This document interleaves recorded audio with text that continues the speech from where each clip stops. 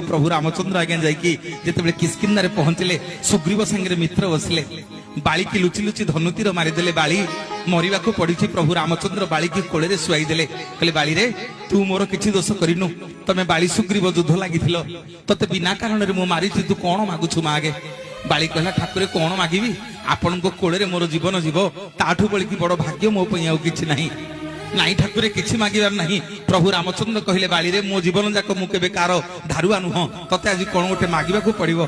बाली कहला प्रभु जहा मागिबी देबे तो ना हां देबी ना सत्य करंतु ना मु रघुकुल तिलक रामचंद्र सत्य करूछरे जहा मागिबो तते देबी बाली आज्ञा दुई हाथ जोड़ी प्रभु रामचंद्र को मागिला कहला ठाकुरे आपण मते धनुतीर मारि देले मो मन दुख नाही आपण को कोळे रे मरिबी मु वैकुंठ को जीवी प्रभु ताठू बळी का भाग्य कोन अछि किंतु ठाकुरे मु होउचे किस्किन्दा राज्यर राजा मोरी पानी पवन रे जते वृक्षलता जीवजंतु अछंती समस्ते बड़ होइछंती आपण मते धनुतीर मारि देले प्रभु मो मन दुख नाही हेले ठाकुरे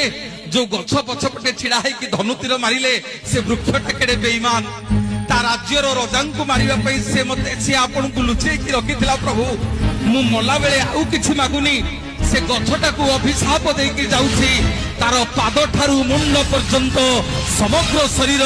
पिता हे जाऊ जिए ताकू पाठी रे लगेइबो समस्त ताकू थू थू करंतु थू थू करंतु थू थू करंतु वृक्षटी आज्ञा गुड़ तले पड़ी गला कहला ठाकुर भला आपण जीवे आपण को स्त्री की आनिबे बिना कारण रे बाली मते अभिशाप देला जे मो देह मुंड पिता हे गला मो कथा बुझी करी जानतु नहले आपण को पाद छाड़ीबेनी